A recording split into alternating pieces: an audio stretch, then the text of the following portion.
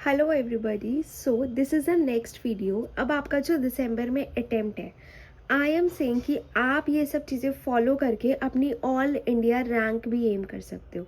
Yes, definitely main thing जो होती है, आपकी स्ट्रैटेजी कैसी है वो डिपेंड करती है। अगर आपकी स्ट्रैटेजी एकदम क्लियर है एंड आप अपने प्लान को फॉलो कर रहे हो, तो why not to aim bigger. Of course guys, अगर आपकी ऑल इंडिया रैंक आती है या आपके अच्छे मार्क्स आते हैं, एग्जेम्पशन आती है, आपको बहुत बेनिफिट्स मिलेंगे। लाइक मी, जब मैंने आपको पहली वाली वीडियो में बताया था कि मैंने अपना एग्जीक्यूटिव फर्स्ट अटैम्प्ट में कैसे क्लियर किया, तो आप लोगों के बहुत सारे मैसेजेस आए मेरे इंस्टाग्राम पे एंड उस वीडियो पे भी कि क्या स्ट्रैटेजी थी एंड कैसे आपने किया वगैरह। बट गाइज, आई बिलीव कि मैंने लास्ट 1 मंथ में पढ़ाई करी। अगर मैं 2-3 महीने पहले से करती तो मैं और अच्छा परफॉर्म कर पाती। एंड नो डाउट, जब मैं इंटर्नशिप कर रही थी तो मेरे साथ एक वो था जिसकी ऑल इंडिया रैंक थी एंड एक मैं थी। तो बेनिफिट्स बहुत मिलते हैं अगर आपकी ऑल इंडिया रैंक हो या फिर आपके एग्जामेशन हो। सो गाइज, जब आप पढ़ाई कर ही रहे हो तो क्यों ना हम उसको अच्छे से करें, सो दैट हमें आगे और बेनिफिट्स मिले। ठीक है। सो आई वॉन्ट टू से कि अगर आप अपनी पढ़ाई कर रहे हो ना, तो बस पढ़ाई पास होने के लिए मत करो। ये सोचो कि ऑल इंडिया रैंक लानी है, मुझे सीएस में एकदम वेल एंड गुड होना है। इस आपका ये जो प्रोफेशन है, आपको इसमें अपना सब कुछ देना है। एंड सब कुछ देने के लिए ये नहीं कि आप बाहर मत जाओ, फ़ोन छोड़ दो, ऐसा कुछ भी नहीं है।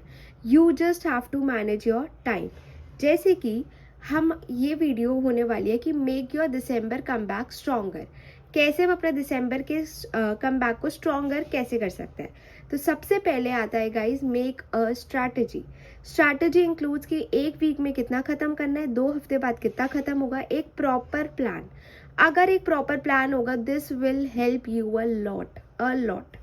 सेकेंडली आता है कॉन्सेप्चुअल क्लैरिटी। रटो मत यार गाइज, कोई भी चीज़ रटो मत। बाय बैक कंपनी क्यों करती है, मतलब अगर आपको ये रीज़न पता है कि बायबैक हो रहा है, बट रीज़न क्या है, क्यों कर रही है, क्योंकि उसको शेयर वैल्यू बढ़ानी है, बेसिकली वॉट एवर। तो रटो मत, ये समझो कि ये हो रहा है तो क्यों हो रहा है, टेक ओवर हो रहा है तो क्यों हो रहा है, नीड क्या पड़ी। तो अगर आप कॉन्सेप्चुअल क्लैरिटी करोगे तो आप एग्जाम में लॉन्ग टर्म रिटेन कर सकोगे एंड अपना आंसर और अच्छे से लिख सकोगे। देन आता है रिवीजन। जितनी रिवीजन करोगे गाइज उतना स्ट्रांग होगा। ये नहीं कि हर टाइम कुछ नया पढ़ के रिवाइज कर रहे हो, no, that is absolutely wrong. जो पुराना पढ़ा है उसी को बार बार रिवाइज करो गाइज। ज़रूरी नहीं है 100% पढ़ना, 80% पढ़ो, पर इतने अच्छे से पढ़ो कि उसमें से आप कोई मिस ना करो। फिर आता है प्रीवियस ईयर क्वेश्चन पेपर, वो आपको करने ही करने हैं। ये बहुत हेल्प करता है, ये गेम चेंजर है guys, literally this is a game changer. And then आता है आपका हेल्दी लाइफस्टाइल। बेसिकली इसमें मैं बात कर रही हूँ, घर का खाना खाओ, बेसिकली हेल्दी खाना खाओ एंड अच्छे से सो। गाइज, अगर आपकी नींद पूरी नहीं है तो आप एग्ज़ाम नहीं क्लियर कर सकते।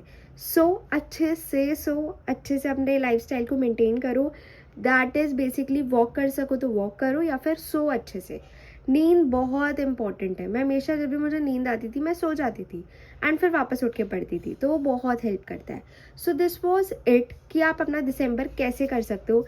And guys, I am just saying कि सिर्फ पढ़ने के लिए मत पढ़ो। ये सोचो कि मुझे आगे इंटर्नशिप करनी है, मुझे आगे जॉब करनी है, तो ये सब चीज़ें मेरे वहाँ काम आएगी, तो बहुत अच्छे से करो।